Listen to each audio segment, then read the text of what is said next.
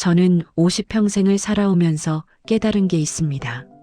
사람은 누구나 사랑받을 자격이 있다는 것. 그리고 그 사실을 깨닫는 데는 때로 평생이 걸릴 수도 있다는 것을요. 제 이야기를 들려드리려고 합니다. 어쩌면 여러분 중 누군가에게는 익숙한 이야기일 수도 있을 겁니다. 저는 세 남매 중 맏이었습니다. 딸 하나에 아들 둘. 제 밑으로 두 남동생이 있었죠. 엄마는 저한테만 유독 차가우셨어요. 초등학교 고학년 때부터 제 속옷은 제가 직접 빨아야 했습니다. 엄마가 안 계실 때면 두 남동생의 밥을 챙기는 것도 제 몫이었고요. 어릴 적 기억이 납니다. 세탁대 앞에 쪼그리고 앉아 제 속옷을 빨고 있으면 옆방에서는 두 남동생이 깔깔거리며 노는 소리가 들렸어요. 엄마는 그저 선이야 그거 다 빨았으면 동생들 밥 챙겨놔. 엄마 나갔다 올게라고 말씀하시곤 집을 나가셨죠. 동생들과 다투기라도 하면 엄마는 무조건 저만 나무라셨습니다. 누나니까 양보해야 한다고, 동생들하고 사이좋게 지내야 한다고요. 한 번은 장난감을 치우다가 동생들이 제가 만졌다고 우는 바람에 혼났던 적이 있어요. 누나가 또 우리 괴롭혀요 하고 우는 동생들 편만 들으셨죠. 선이야, 너는 누나면서 왜 맨날 동생들하고 싸우니? 사이좋게 지내라고 했지. 제가 뭘 잘못했는지도 모른 채 혼나야 했어요. 냉장고 음식도 함부로 꺼내 먹지 못했습니다. 어쩌다 먹으면 엄마가 버르장머리 없다고 혼내셨거든요. 더운 여름날이었어요. 너무 더워서 냉장고에서 아이스크림을 꺼내 먹고 있었는데 마침 엄마가 들어오셨어요.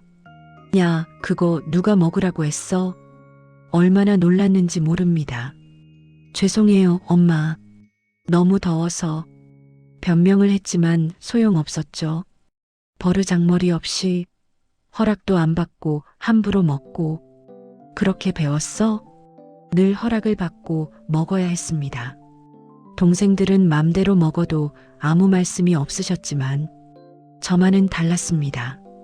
그런 저에게 유일한 은신처가 있었습니다. 바로 아버지였죠. 아버지는 늘 저를 이해해 주셨습니다. 선이야, 요새는 좀 어떠니? 물으시면 저는 아버지 팔짱을 끼고 말했어요. 아빠가 계셔서 좋아요. 집에 오면 아빠 얼굴 보는 게 제일 좋아요. 아버지는 웃으시며 제 머리를 쓰다듬어 주셨죠. 우리 딸 착하기도 하지. 엄마가 좀 엄하시지? 그래도 다 널 생각해서 그러시는 거야. 아버지는 제가 세상에서 가장 사랑하는 사람이었습니다. 어느덧 사랑하는 사람을 만나 결혼을 했습니다. 아버지는 제 결혼을 누구보다 기뻐하셨죠. 웨딩드레스를 입은 저의 손을 잡고 버질로드를 걸으시며 행복해 하시던 아버지의 모습이 아직도 눈에 선합니다. 그런데 결혼한 지 2년 만에 아버지가 지병으로 돌아가셨습니다. 병상에서 아버지의 손을 잡고 얼마나 울었는지 모릅니다.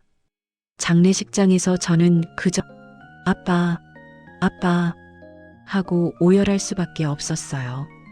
유일한 제 편이자 은신처였던 아버지마저 떠나시고 저는 완전히 혼자가 된 기분이었습니다. 장례 후 며칠 뒤 엄마가 저를 부르셨어요. 선이야, 상속은 내 동생들만 받는 걸로 하자. 믿을 수가 없었습니다. 네, 엄마, 그게 무슨... 동생들도 거들었어요. 누나, 우리가 집안을 이어가야 하잖아. 누나는 시집 갔으니까. 엄마는 단호하셨어요. 딸은 시집 가면 남의 집 사람이야. 재산은 아들들이 받는 게 맞지. 제가 떨리는 목소리로 말했죠. 하지만 엄마, 저도 아빠 딸인데. 엄마와 동생들은 제 앞에 서류를 내밀며 재촉했습니다. 쓸데없는 소리 하지 말고 여기 도장 찍어. 어차피 내 몫은 없어. 넌 살만하면서 왜 그러니? 엄마와 동생들은 상속을 포기하라며 강제로 도장을 찍게 했습니다. 떨리는 손으로 도장을 찍으며 눈물이 뚝뚝 떨어졌어요. 한 번은 엄마가 전화 통화를 하며 화를 내시다가 분을 못 이기고 그 길로 택시를 타고 우리 집으로 달려오신 적이 있습니다. 너 동생한테 뭐라고 한 거야? 왜 동생을 괴롭히니? 저는 억울했죠. 엄마, 저는 그냥 상속 문제를 얘기했을 뿐이에요. 제가 왜? 엄마는 더 화를 내셨어요. 너 지금 감히 엄마한테 말대꾸하는 거야? 분을 참지 못하고 말했습니다. 엄마는 왜 맨날 저한테만 그러세요? 동생들은 다 좋고 저만 나쁜 거예요? 엄마는 너 내가 당장 갈 테니 기다려 라고 하시더니 전화를 끊으셨어요. 얼마 지나지 않아 현관문이 벌컥 열렸습니다. 엄마가 들어오시더니 제 얼굴을 보자마자 찰싹 따귀를 때리셨어요. 내가 감히 엄마한테 대들어? 버릇없이. 저는 비틀거리며 그 자리에 서 있을 수밖에 없었습니다. 그때 남편이 달려왔어요. 저를 감싸며 엄마께 말했습니다. 장모님, 왜 이러세요?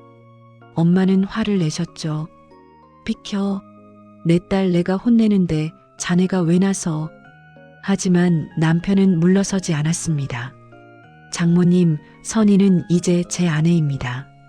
아무리 장모님이셔도 이렇게 함부로 대하시면 안 됩니다. 처음으로 누군가가 저를 지켜준다는 느낌을 받았습니다.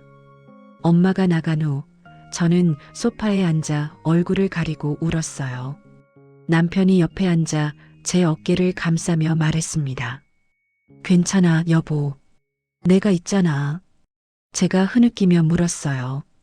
왜 저만? 왜 저한테만 이러는 걸까요? 남편은 부드럽게 말했죠. 당신 잘못이 아니야.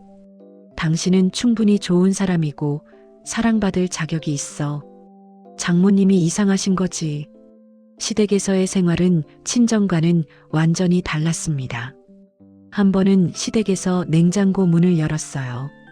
습관적으로 시어머니께 여쭤봤습니다. 어머니, 이거 제가 먹어도 될까요? 시어머니는 의아해하며 말씀하셨어요. 어머, 뭘 그런 걸 왜 물어보니? 먹고 싶으면 그냥 편하게 먹어. 저는 너무 놀랐습니다. 시어머니는 웃으며 말씀하셨어요. 여기가 내 집인데 뭘 그런 걸 물어보고 먹니? 그때 느꼈죠. 아, 이게 정상적인 관계구나. 시어머니는 며느리인 저를 딸보다 더 딸같이 여겨주셨습니다. 함께 요리하면서 선희야, 이리 와봐. 이 나물 무침은 이렇게 하는 거야. 하고 가르쳐 주시곤 했어요. 제가 어머니 손맛이 대단하세요. 하고 칭찬하면 어깨를 으쓱하시며 말씀하셨죠. 넌 어쩜 그렇게 사람이 기분 좋게 말하니? 평생 친정에서 받지 못했던 따뜻함을 시댁에서 받게 된 겁니다. 한 번은 어머니가 병원에 입원하신 적이 있었어요. 저는 당연히 간병을 해드렸습니다. 이마에 땀을 닦아드리고 물을 떠다드리고 밤새 곁을 지켰죠. 어머니는 약한 목소리로 말씀하셨어요. 선희야, 고맙구나. 며느리한테 이런 고생을 시키네. 저는 환하게 웃으며 대답했습니다. 무슨 말씀이세요, 어머니? 당연한 거죠. 퇴원 후 어머니는 제 손을 잡으시며 금팔찌를 건네셨어요. 선희야, 이거 받아. 어머니, 이게 뭐예요? 간병하느라 고생했잖아. 힘들었을 텐데. 고맙다. 우리 며느리 정말 착하고 예뻐. 평생 인정받지 못하고 살았던 제가 처음으로 인정받고 사랑받는다는 느낌을 받았습니다. 눈물을 글썽이며 말했어요. 어머니, 감사합니다. 어머니와 남편의 사랑으로 예전에 위축되던 저에서 점점 자신감을 찾게 되었습니다. 저도 사랑받을 자격이 있는 사람이라는 걸 조금씩 깨닫게 되었죠. 그런데 어느 날 갑자기 어머니가 감기 기운으로 열이 올라 응급실을 가셨습니다. 전화를 받고 놀란 저는 남편과 함께 급히 달려갔어요. 그런데 아무렇지 않게 병원에 가셨던 어머니는 그만 이틀 만에 급성 폐렴으로 돌아가시고 말았어요. 믿을 수가 없었습니다. 제가 주저앉으며 울부짖었어요. 어머니, 어머니. 저희 가족은 갑작스럽게 닥친 일에 정신없이 장례를 치렀습니다.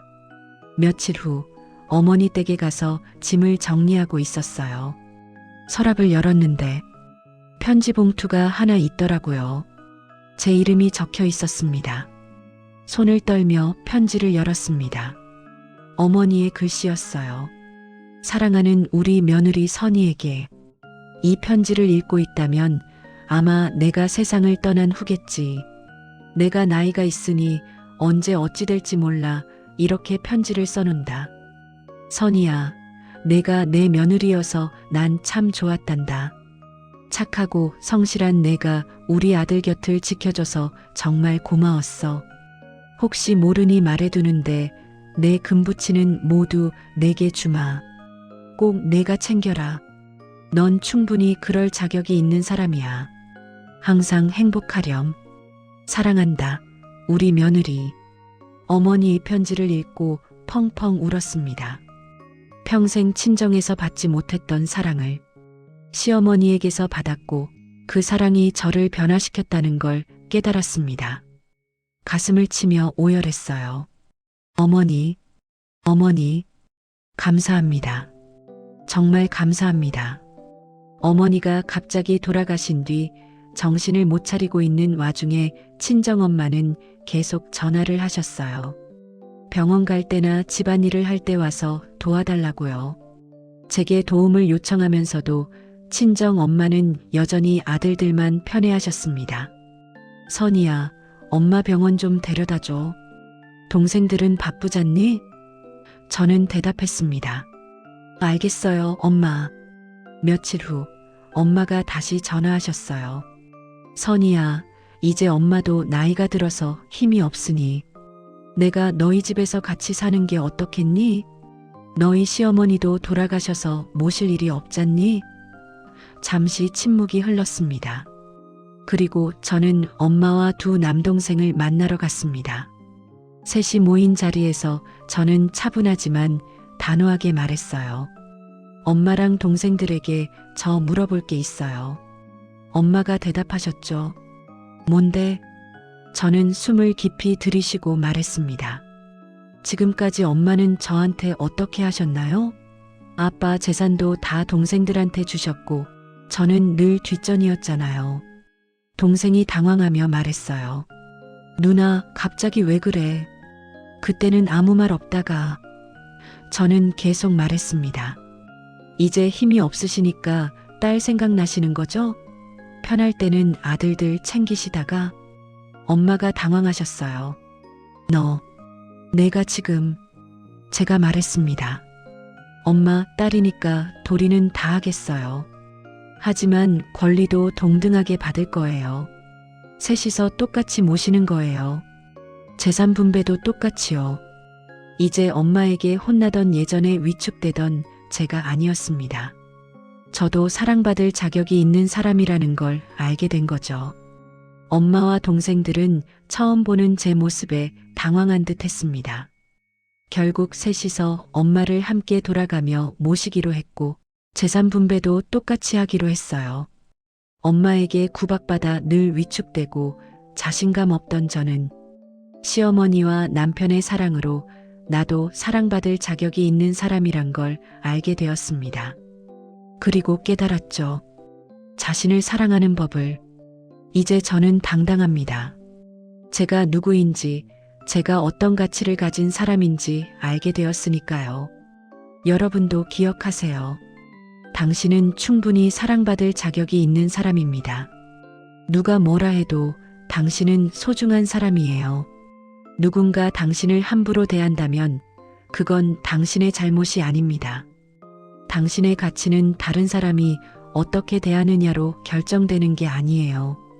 저처럼 오랜 시간이 걸릴 수도 있습니다. 하지만 언젠가는 당신도 자신을 사랑하는 법을 배우게 될 거예요. 그리고 그때 당신은 자유로워질 겁니다.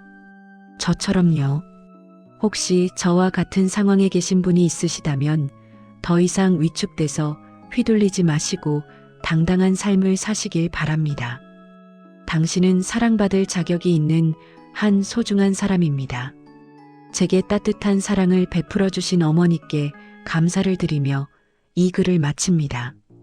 이야기가 좋으셨다면 제게 응원의 한마디를 남겨주세요. 감사합니다.